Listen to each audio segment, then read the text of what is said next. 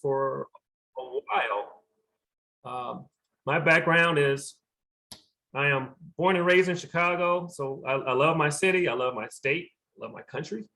But I also, I've always been interested in how to, how can I use my career to, to benefit the people around me and people in my community. So, I was able to do that through my education and my experiences. Um, I'm a product of the Chicago Public Schools and was fortunate enough to get a scholarship to go to the University of Illinois in Urbana-Champaign, which, is the premier public university in the state of Illinois, and it's provided a lot of opportunities for many of us to get an education, to start our businesses, and to find a career. And I was able to go there and got my degree in business finance, believe it or not. So yeah, so business is in my blood. After I finished the university, I came back to Chicago. I worked in commercial banking and lending. Guess what? Working with businesses like yours again, trying to create financial opportunities for businesses. So I had to learn your business. I had to talk to people. I had to get to know you, and it's a give and take kind of thing. It's a situation where, yeah, if I'm going to lend money to you, I have to be comfortable with you and I have to understand your business. And there's all types of businesses out there. So there's no way that I could ever be an expert in all your businesses. So you're the expert in your business. So I'm all ears. And if you can see, I have very big ears because I use them quite a bit. I listen a lot and I can also talk a lot. So that led me to go to law school. Went to law school here in Chicago at Kent, Chicago Kent, part of Illinois Institute of Technology. And I worked in the private sector for a while. My first job actually in the public sector was with the state of Illinois. I was part of the counsel's office, general counsel. So I was a lawyer for the state of Illinois.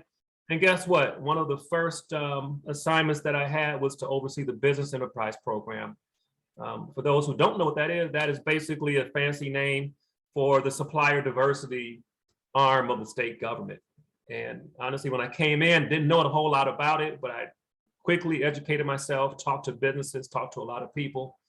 And I was assigned to be the first general counsel or the counsel for the business enterprise program. This is the first time they did that. So I had a very important role. And one of the first people I met who kind of mentored me was Hetty Ratter. So I got to know WBDC very quickly and find out what your organization is about, how it benefited women-owned businesses, and that the business enterprise program was the vehicle to help women-owned businesses do business with the university. So I was very much involved with that from the get-go. And my career kind of took some different routes from there, So then I was asked to start setting up and developing programs in the area, including the MPEA, which is the Metropolitan Pier and Exposition Authority. And they oversee that organization oversees McCormick Place and Navy Pier, which of course everybody from Chicago knows what that is. And from there, long story short, I ended up here at the university about 8 years ago. And at the time, we had the university had just started the Office of Procurement Diversity. We didn't have policies, we didn't have procedures, we didn't have a whole lot of things in place. So myself, our director, Charlotte Roberts, was basically asked to come in and set up this program. So we've been really a part of this program from this infancy. So we know all about it. And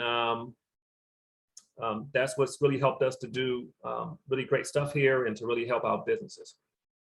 So that's kind of my background. And again, I'm going to try to make this as interesting as possible because I know how it is on these calls, and we're not in person still, but I think we can still do a good job. And as Mara said, if you have questions throughout the presentation, please use the chat box, and we'll keep an eye on that, and we'll keep some time at the end to entertain your questions. So one of the things I do want you to know about the university is that we are a friend. We partner with all types of organizations, and we've been doing business with WBDC forever. And you have been a great resource. Your organization has been a great resource providing just opportunities and giving us a platform to let you know about our business, and what we do and how to do business with us. So that's really what the juxt of this conversation is about today, is because we are a big institution and we have all these rules and different things that are in place, and and it's all different. The city of Chicago is different from the state is different from the universities. Even within the university system, there's differences. There's difference between UIC and Chicago, and there's differences between the University of Illinois and Champaign. So we'll try to go through some of that and make it kind of simplified and streamlined it to let you know how we do business. But we do business just like everybody else, and there's a few more rules and stuff in place because we are a state entity and we are governed by the Business Enterprise Act. So there are some rules that we have to abide by, and the Illinois Procurement Code. So as much as people like to think that, people at different institutions are just handing out contracts to whoever they want to, and there's no rhyme or reason to it. If you just know somebody, that's how it goes. Fortunately and unfortunately, that's not how it works. There is a system in place, and it's attempts to be a fair system. But we also know that even with these systems in place, and we know the history of these programs, that it's not always fair. So we have programs like Office of Procurement Diversity to provide additional assistance. So one of the first questions is, well, why did you attend this meeting in the first place? Why the University of Illinois? And, I like to talk about the University of Illinois because there's so many opportunities here to do business. As I say in my first sentence there, University of Illinois system is like a city. And there's all types of buildings and resources and opportunities. And we buy almost everything that you can think of. You say, well, how do you think like that? I say, well, because if you think about, let's just take the University of Illinois, for example. We have thousands, hundreds of departments that operate within the system. We have business units. We have, and I'll just take buildings, for example. That might be an easy way. We have a hospital. We operate the University of Illinois Hospital. So you can think about all the things that are needed to run a hospital, all the supplies and the pharmaceuticals and linens and food services and equipment and so forth.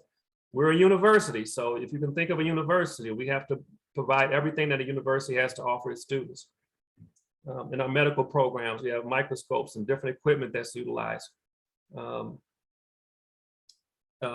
have an athletic department, so you can think of all the things that are required to run an athletic department, from operating a facility to all the uniforms and whatnot, and the ticket sales. So pretty much almost everything you can think of is available.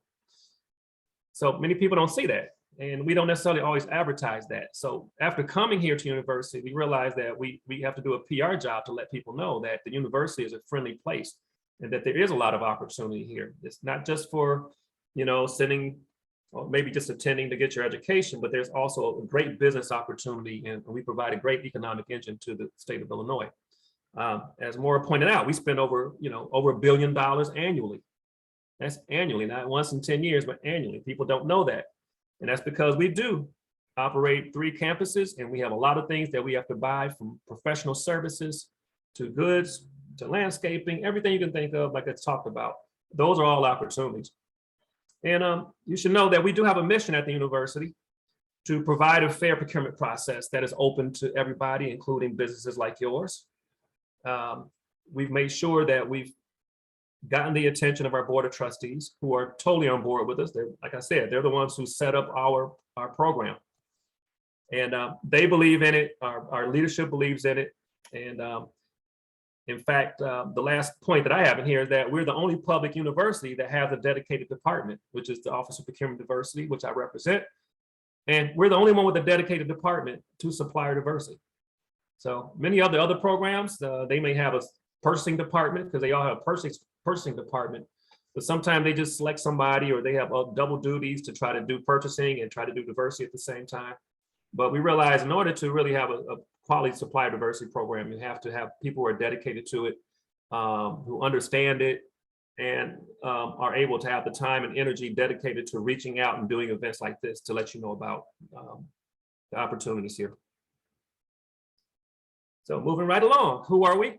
The Office of Procurement Diversity is the supplier diversity program for the University of Illinois system. And here are some of our duties that we make sure happen. We set the policy, because without policy in place, these programs don't work. It has to be in writing, in the books, just like our ordinances, just like our laws. We have to have those things in the policy in place. Just in case Dale happens to move on or Charlotte happens to move on, it's not about the person, it's about having an institution in place that's going to benefit businesses. So that's one of the things that we've been doing for 8 years, is setting the policy for the university so that they know what to do and how to, how to treat women-owned businesses. We do goal setting.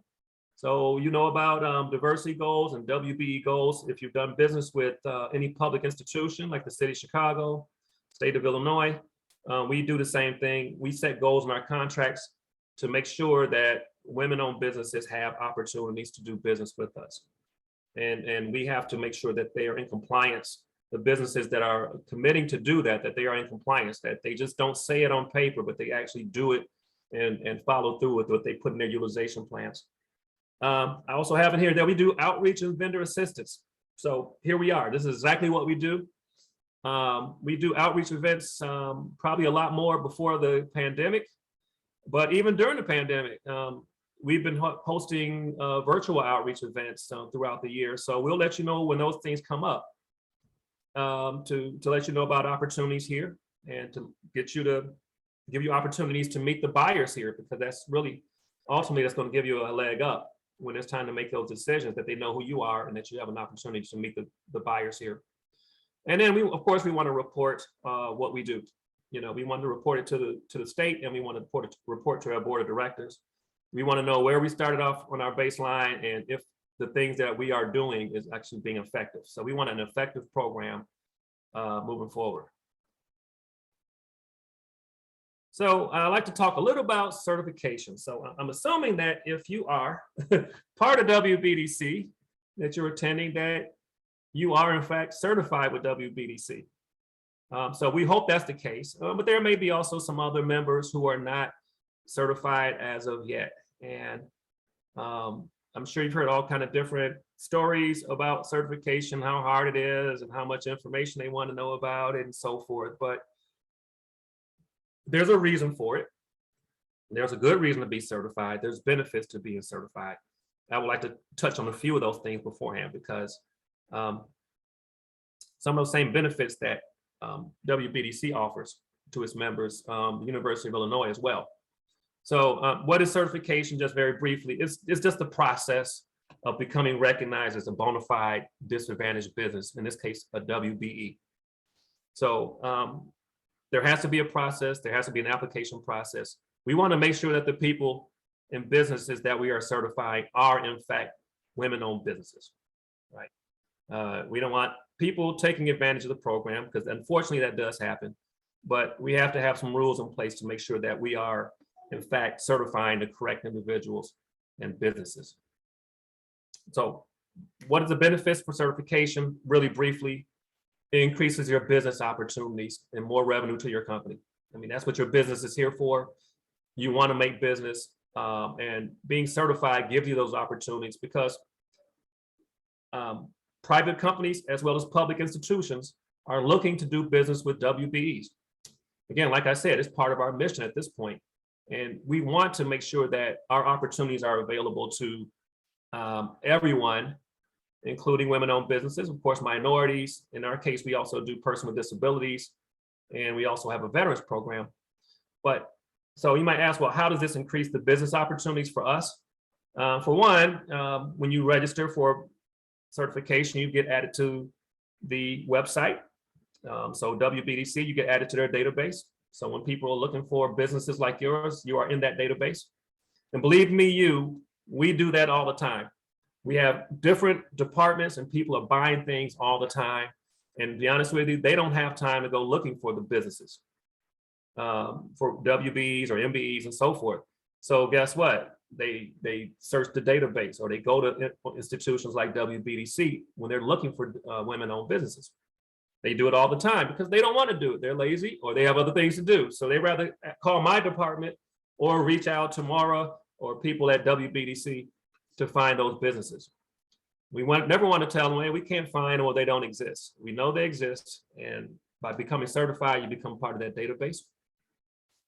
There are some contracts, believe it or not, that are set aside exclusively for certified businesses. So those are called set aside programs. At the state of Illinois and the University of Illinois, they're called sheltered markets.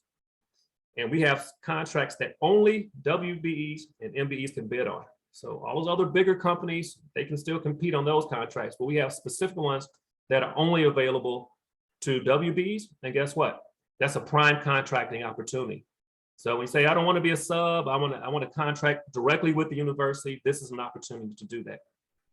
And then there's, because we're a big institution, we do have large contracts. And that's not always cut out for everybody. Everybody may not have the capacity to participate on that level as a prime. And subcontracting is just fine. You can do very well as a subcontractor. And when we put goals in our contracts, we're asking the prime contractors who are not WBEs, for example, that they need to do business with WBEs in order to meet the goal. And they have to be certified businesses to meet the goal. So that's another opportunity, prime contracting and subcontracting. So, those are the opportunities. You already know pretty much what the criteria is for being certified. 51% owned and controlled. But the state of Illinois has also a sales limit, and we'll talk about that very briefly, about using your certification and how we can count your WBE certification with the state of Illinois. So the one thing that WBE does not have, WBDC does not have, is this sales limit. So that's an extra little piece that we have at the state of Illinois. Your gross sales limit, annual gross sales, has to be under $75 million. So as long as you're under $75 million, you're okay to participate in the state's program. Who qualifies for our program? Of course, minorities and women, person with disabilities, veterans, and I'm gonna talk a little bit about small business too, because there's some small business opportunities you may be interested in. Because the University of Illinois is a state entity, we only recognize the BEP certification. That is the State of Illinois Business Enterprise Program, State of Illinois certification. So in order for you to be counted towards meeting our goals, you have to be certified with the state. And that's why I brought that up. And of course, I have listed here, you can be certified with WBDC, and we totally encourage you to do that. So how does that work in our case? The state of Illinois has a reciprocity and recognition program. So if you are WBDC certified, you can receive you don't have to go through the full certification process. You can just, what they call it is a recognition certification. So it's much abbreviated, much easier, much streamlined application, like a one-page application. But you do have to provide your tax returns, because going back to what I just mentioned, they have to verify your income. So you will have to provide proof of that your income, your annual revenue, is under $75 million. And that's the only reason why they ask for that. So that's the additional piece of information that you may have to apply. So once you do that, it's pretty easy. You go to the website for for the state of Illinois, click the recognition certification, and you just have to produce your WBDC certification, and it'll ask for that additional information.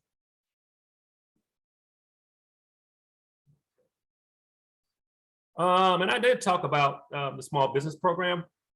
State of Illinois has a small business set-aside program. So just like I talked about the shelter market program, the state has a State of Illinois small business set-aside program.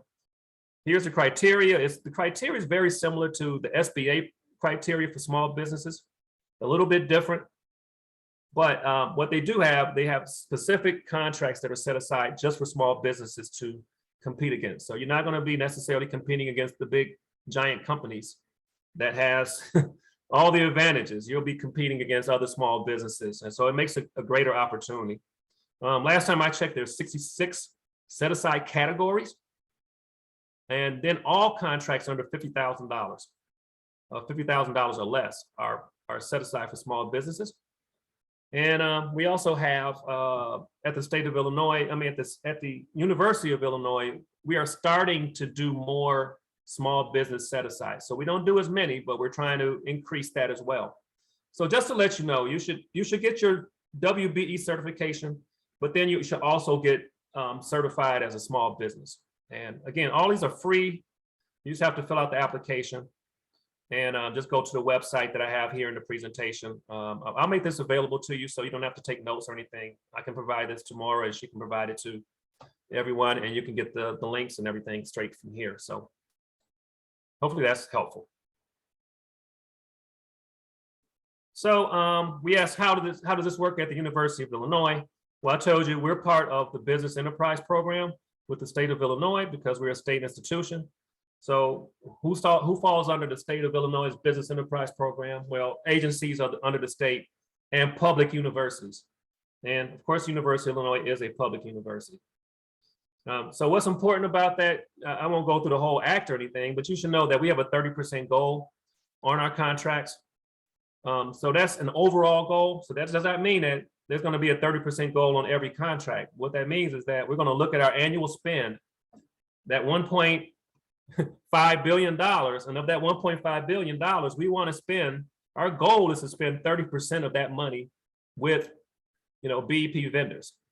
And we talked about what those BEP vendors are. Those are minority companies, women-owned businesses, and persons with disabilities. And so, of course, WBs fall right into that category. So in order for us to even try to reach that 30%, we need your businesses to do that. And you have to be certified. Just so you know, if you happen to be a veteran-owned business, we also have a 3% goal. Same kind of thing applies. The goal is to do at least 3% of our total procurements annually with veteran-owned businesses. And yes, you can get certification in different areas. You can be a women-owned business and a minority-owned business and a veteran-owned business. So that's the trifecta, right? You can hit any of those goals whenever there's a goal out there on these contracts that you can meet it because you've been certified in all those different areas. And I would encourage you to do it. Take advantage of all of them because any opportunity is an opportunity to make more money. And so that's what it's all about. So we're just trying to introduce you to all the different ways that you can make money and take advantage of these programs. Okay, so how does that apply to University of Illinois? Well, guess what? We've adopted that 30% goal at the University of Illinois. So yes, our goal is 30% for minorities, women, and persons with disabilities. And our aspirational goal for veterans is 3%. So we've adopted it. In fact, that 30% just changed because it used to be 20%. And through some new legislation over the past, actually last year, the end of last year that was just passed, the state of Illinois increased their goal from 20% to 30%. So there's even more of a push now to try to reach that 30%. So you're going to see a lot more activity and a lot more opportunities, hopefully, to do business in order for us to meet that goal. And I know the state is on top of it, and a lot of people, a lot of initiatives are out there now to try to reach that goal. As far as us putting goals in our contracts, if you see there, it says goals are established on a contract by contract basis. So, we're not putting a 30% and 3% goal on every contract. So we're looking at the contract and we're looking at the availability. We're looking at the scope of services. We do a calculation and then we can, assign a goal to each of those contracts. You'll see that when you go on our bulletin and look at the solicitations, it will identify what that goal is for each contract. So I don't want people calling me and say, hey, I saw a goal, but it was only 20%. Or sometimes it's 20, sometimes it's 30, sometimes it's more. It all depends on the scope of work and availability. So places like sometimes the city of Chicago, sometimes like Cook County, they put the same goal on everything. We don't necessarily do that on our general services contracts. We do look at it because we want the goal to be reasonable and attainable. So we just don't want to put the same goal on every contract. That's not fair to the prime. That's not fair to anybody. And that's when you have fraud and different things take place. When you put a goal in place that nobody can reach. And then these businesses go out of way and start doing weird stuff to try to meet that goal, and it just doesn't work. So we want it to be reasonable and attainable. Now, however, you may be a construction company, or you may be an architect or an engineer. So for those individuals on the call that are interested in our construction contracts, yes, we do have the 30% and 3% goal on all of our contracts, every single one of them that goes out. So it's not on a contract by contract basis. On our construction, there is a 30 and 3 on every contract. And that includes the professional services. So we call that the QBS process at the state. So if you're interested in designing, or you do a professional service, it's like engineering service or estimating, a number of different services that take place in that world, then we also have a 30% and 3% goal on those professional services as well. So there's a couple of different rules on the construction side, and I won't spend a whole lot of time because I don't know if we have a lot of construction people on call, but you do have to get pre-qualified, and we can answer some questions about that maybe at the end. But you do have to get pre-qualified if you want to be a prime contractor at the university. And then if you're in the professional services, if you're an architect or an engineer, you have to be certified as an architect or engineer with the Capital Development Board. Many of you probably know that already. If you don't, and you happen to be on a call, you can save that to the end and just bring it up at the end and we can talk about it.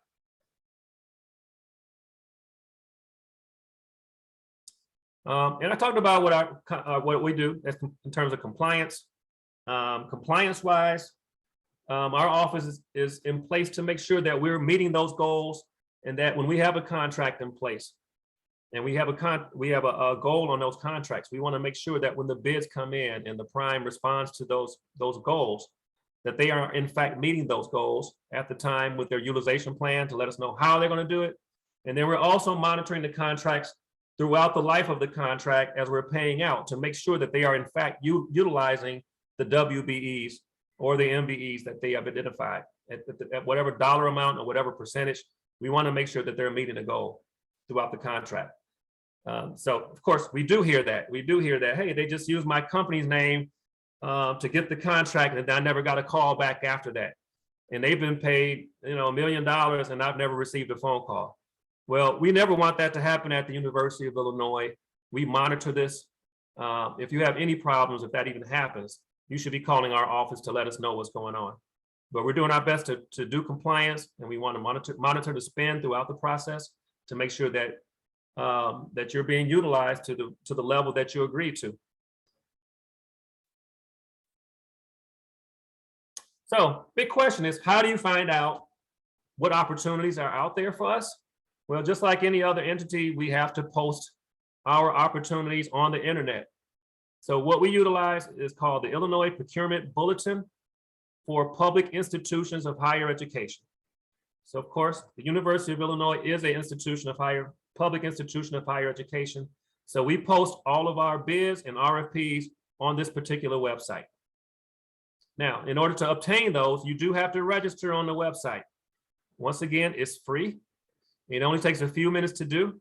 And once you register, you have to pick a category of type of business that you're involved in. So if you see the screen here, there's a number of different categories that you can choose from. So once you have registered and registered for the bulletin, you can do a search at any time to look for any past or present solicitations for business that's out there. You can see who won that bid. You can see the RFP itself, any addendum that is out there, and you can see any upcoming bids that are coming up as well. And if you have registered under one of these categories and that solicitation happens to fall under one of those categories, we will send you an email, automatically send you an email to let you know that there is a solicitation in agriculture, for example. If you registered under agriculture, you will get that email to let you know that there's a bid out or an RFP out for that particular category for you to bid. But I wouldn't necessarily trust that 100%. It's not 100% foolproof. So I would say once you get certified or register for the bulletin, that you go in and check on it periodically to see what's coming up. Because the emails are not always effective and they don't always go to the correct businesses for whatever reason. So again, it's up to you to kind of follow up on it. But by law, we have to post all of our opportunities on the bulletin. Skip one. Oh, yeah. Let's talk about small purchases too. Well, small purchases do not appear on the bulletin. So that's an exception. Okay, it says, can you put the link in the chat? I sure will. We'll go back to it as well. For small purchases for us is anything under $100,000 for supplies and services, including construction. So if it's over $100,000, it has to go out for competitive bid and it has to be posted on that bulletin I just spoke about. But there are a lot of procurements and purchases that take place under $100,000 that you should be aware of. And it's not always easy to get to because it's not public notice. But we all do it, whether it's the state of Illinois or the city of Chicago. You know, everything for convenience purposes does not have to go out for competitive bid. There's, you know, there's things that are purchased for $5,000, for $10,000, for $20,000, $50,000. And that may be right in your wheelhouse. That may be exactly what you sell. So you might want to be aware of the small purchase policy for the university system. So again, anything under $100,000. And our policy is that our units are encouraged to seek out diverse businesses like WBEs for those small purchases. Because guess what? The way it goes down is these departments, when they need something, they can pick up a phone and call and get a quote from whoever they pick up the phone from. In our case, we use this system here called iBuy. You see this third category, it's called iBuy. You say, well, what is that? iBuy is our online marketplace. It is our Amazon that we use internally. So when we want to go buy something at the university, we log into iBuy. And we use that to purchase goods and services at the university system.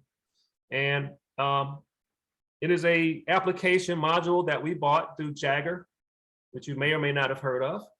And it's basically our internet. It's like when we want to go buy something, good or service, we go to that iBuy system and we can find the contracts that are already established and we can find businesses that are registered in iBuy. So if you want to be available for those small purchases, and they can do a search, like anybody at the university can go and log into iBuy, perform a search, and they can find WBEs, they can find MBEs, they can find whoever they want to. And you're already, at this point, you're already registered. You already have your, you've already registered as a vendor, and you're being posted and solicited in the iBuy system. So that's something that our office can help you with. You know, it's not talked about much, but I guarantee you, I don't care what institution you're doing business with, you have to get your information loaded into a payment system in order for them to pay you. So what we try to do in our department is to meet, you know, WBEs, vendors. We meet with you, find out what you do, send you the application, you submit the application back to us, and then we can have you registered as a vendor. We have your FEIN number. So if somebody wants to do business with you tomorrow, you're already registered. You don't have to go through the paperwork. They can order from you tomorrow, or they can go through iBuy and order from you. So that's something that we can talk about a little bit later, but that's something that we do when we meet with vendors to make sure we find out what you do, make sure that university is a good fit, and then we get you registered to do business with us. So that's the small purchase piece of it. So what should you do at this point? Number one is, if you want to be a prime, you have to bid, right? You have to bid, you have to bid, you have to bid. So I hear so many firms, businesses talk about they want to do business with us. And if you don't bid, you can't actually get the business. There's no guarantee that you bid that you're going to win, but you have to understand that that's the competitive rules that we abide under. That's the Illinois Procurement Code. If it's the city of Chicago, they have ordinances, but you have to go through that and bid. If you want to be a sub, then that means you have to meet with the primes. That means you're doing business with the prime at this point. That's the business that's going to be doing business directly with us.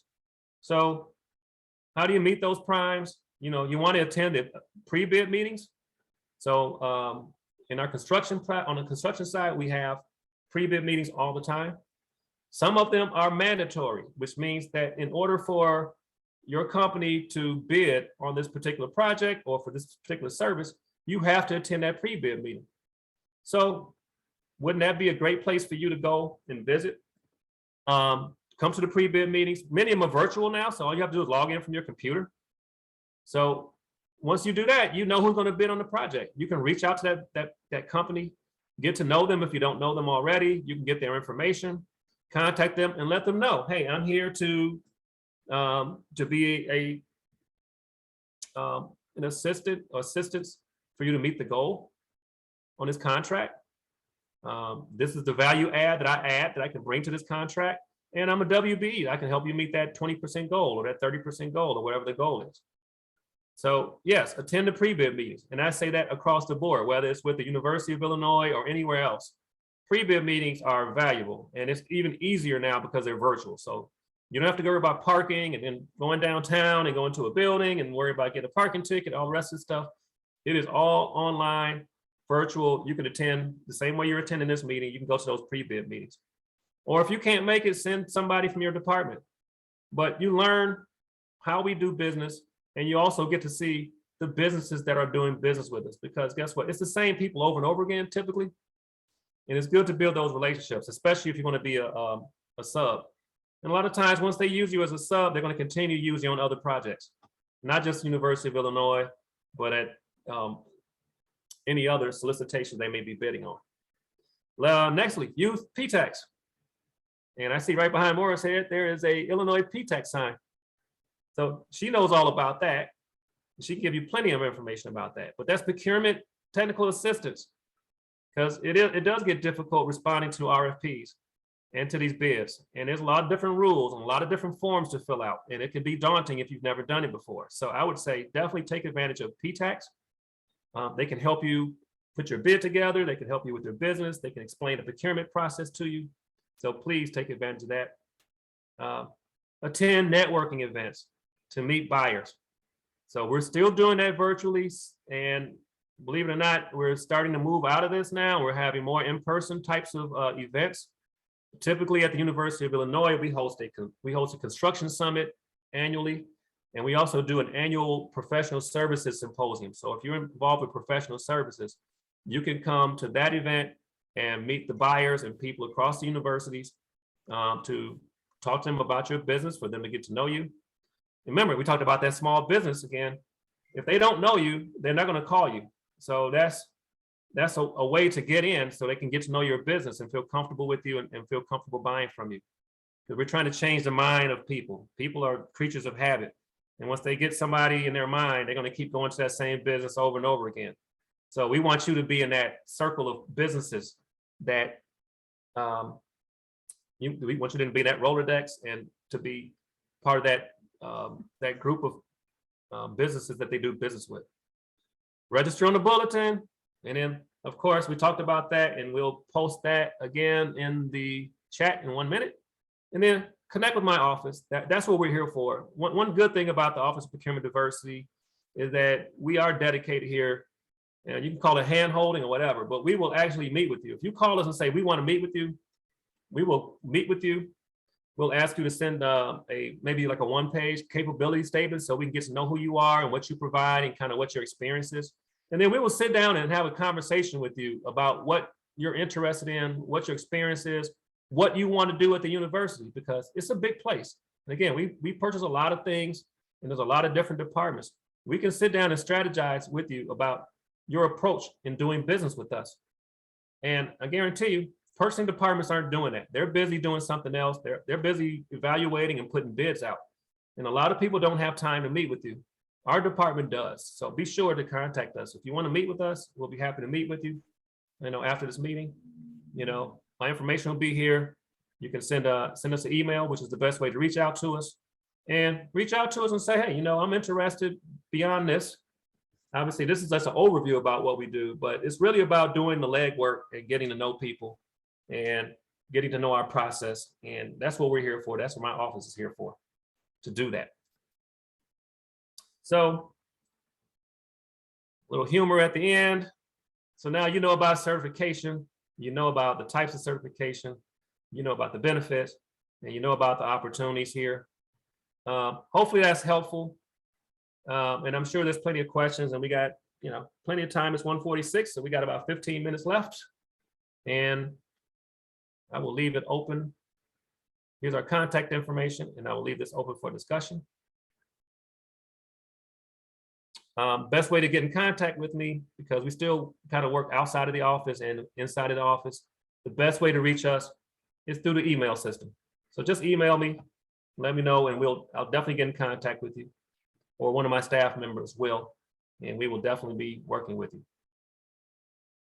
And Okay, that's it. Dale, thank you so much. That was wonderful. And that is exactly what Mark said. He said kudos to you and the WBDC for this webinar. His question is about forecasting for cybersecurity needs. Could you touch on how to handle that? Okay, well, forecasting is it's an interesting subject. That's something that we've been trying to encourage I can't say the university because there's different silos and different things. So in order to get the whole university to actually forecast what they're going to buy for the year, it's kind of difficult. But what we do is if we've been doing it in construction a little bit more because when you do construction, you have to forecast. Obviously, you can't just start a construction project. So there is forecasting that goes on those areas. What we're trying to do now is work with system offices to try to maybe put out some kind of a publication about forecasting and what we're going to buy for this year or for the following fiscal year and things like that. I know the city of Chicago does that. They have an actual booklet that goes out, and this is our forecast. This is what we're going to buy for the next year. That is very difficult to do. You have to have a lot of buy-in, and you have to have, a lot of coordination to do that. So we're not quite there yet, but when it comes to IT needs, probably the best thing to do is we'll get in contact with we have an IT department. It's called AITS that we use for system-wide IT services. And we also have a CIO in their offices that manage some of the IT projects that are coming up and things like that. So best thing to do is probably reach out to that individual or somebody from their office to find out what their needs are going to be coming up. Okay, great. We had another question from a company that won a creative service contract in December. It sounds like through IPEC. And they've reached out to all the schools to build relationships, but it's been a slow bid and she hasn't seen any opportunities posted. Can you speak to that issue? Yeah. Yep. So you mentioned IPEC. Yeah. So IPEC, that's another acronym. We love acronyms at the state. IPEC is an organization. It's headed by an individual named Aaron Carter. He's the executive director. IPEC is the Illinois Public Higher Education, commission or committee, something like that. Illinois. Good to see. But basically what they do is they procure statewide contracts for higher education.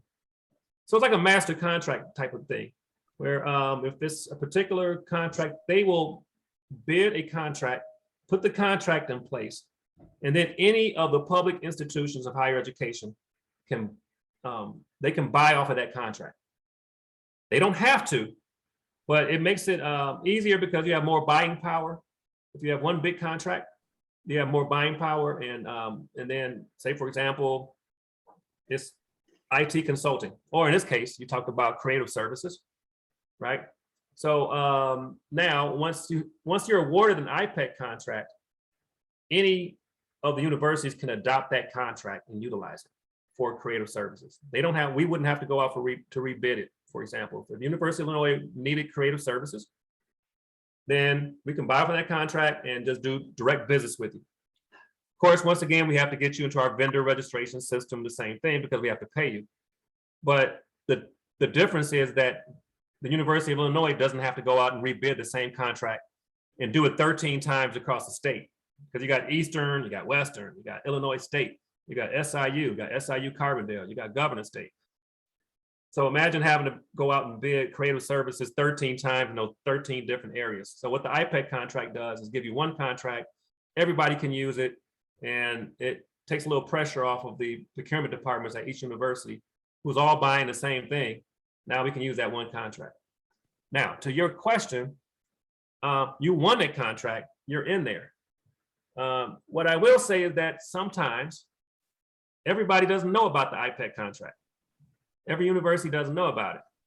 So what we try to do is kind of publicize those contracts to the university.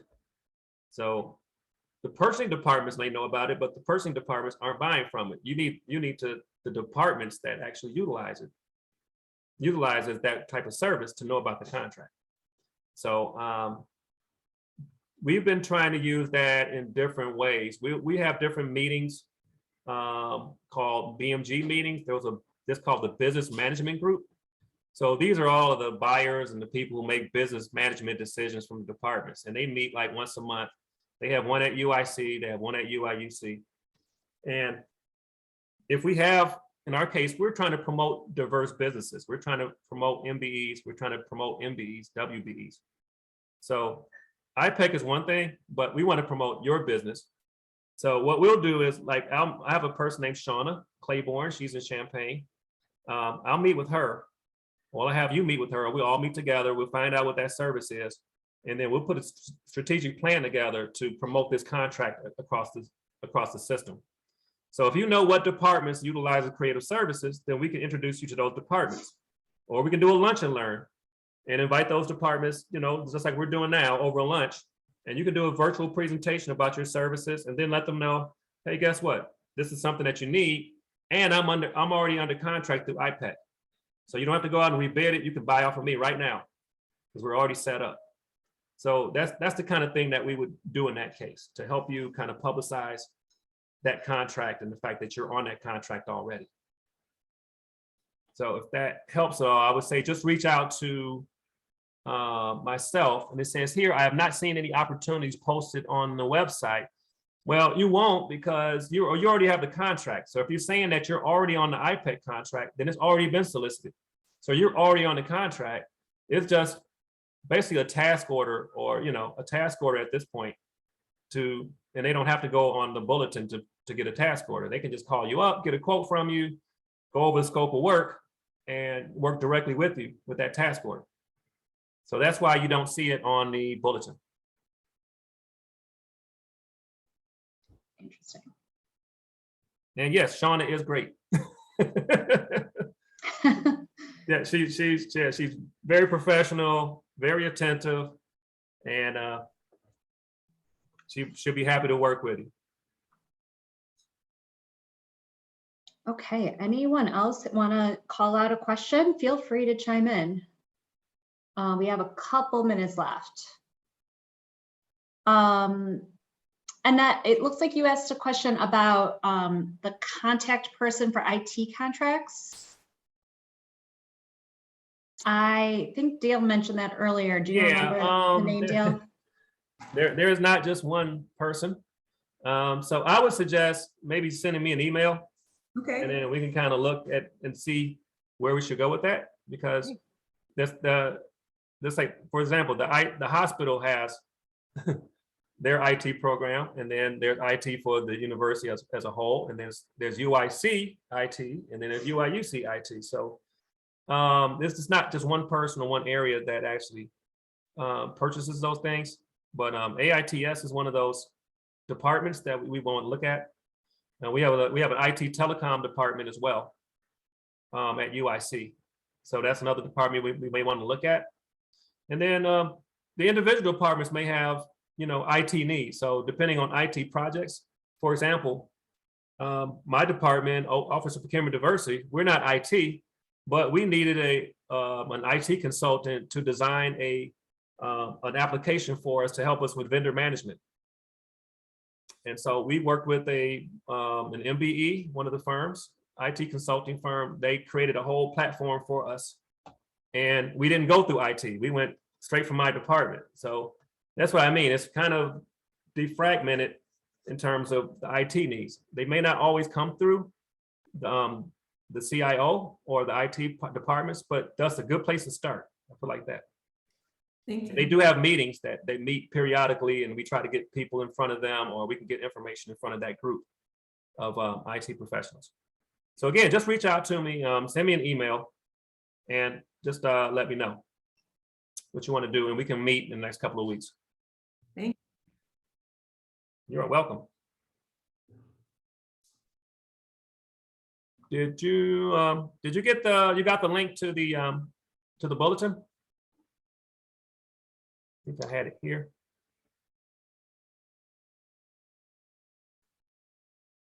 Okay, let me try to put that in the chat, Dale. Okay, I'm trying to see if I can cut and paste that. Yeah, it's just tricky because It's on the book, yeah, it's still on here. here it I probably goes. can. I would have to get out the presentation to do it. Stop sharing here. So now we can all see each other. Hey, Suzanne, I see you. I see your post too as well. Oh, I got it. All right. Here we All right. go. Yeah, this is a handy site. Dale, Mr. Morrison, is it Yes. possible for you to put in or list the dates when you had mentioned some upcoming professional networking events were coming up? Is it possible for you to put that in the chat, or I can email you about that? Also, I'll tell you what, Meeting with business management groups, can anybody attend, or is that just closed for the university employees? or yeah, that's internal. And that's why I said meet with our department. And Shauna, she attends those meetings and she will present you at that meeting. So that's one of the ways we use that in our department. We use that as an opportunity to introduce businesses to that group. So the way to get to that group is through Shauna. So we meet with Shauna, and then each month she can put you in contact with the BMG. There's one at UIS, which is in Springfield. There's one at UIUC, and there's one in Chicago. And they meet either every month or every other month. And they may take a couple of months off in the summer, so they may have one or two more before the summer hits. But during the fall and during the winter time for sure. And now, I think she just had one like yesterday or the day before yesterday. And we use that opportunity to introduce your companies. Great. And so can I get a hold of Shauna through the your address that Maura was kindly to put in the chat? Yes. So Awesome. that's what you do. You reach out to me. Do it. When Well, I I will. respond back to you, I'll include Shauna in the email, and then we'll set up a Fantastic. meeting in the next week or two. Find out what Carbon 60 is all about, or Carbon 360. Yeah. And We put brands to work, in short, but yes, I'd looking forward to chatting. there you go. And then we can find out what department makes sense, because, you know, it's not always easy to figure out. It's somebody says, I want to do business with the university. Well, you know, we have to narrow that down. So we want the most bang for our buck. We want to figure out which departments work, and what works for Carbon 360 may not work for that IT firm. And then maybe somebody who's doing promotional items, that might be something different. So you see my shirt here? Yeah. We used, WBE to do our promotional shirts and all kind of stuff that we use, pins and things that we hand out at different events. So that will be a different group. So it all depends on what you sell, what product or service you offer, and that will help us dictate and find out where we need to get you introduced to. Excellent. Thank you so kindly. Oh, you're welcome. Okay, anybody else before we let Dale go? Okay, well, it's 2 o'clock, so thank you all for your time. Thank you all for coming, and especially thank you for Dale for the wonderful, informative presentation. I do this all day, every day, and I learned a lot. So hopefully it was as informative for you guys. So thank you, Dale. Thanks everyone for coming, and please set up, reach out to Dale or reach out to us if you need additional assistance. Thank you, everybody. Thank you.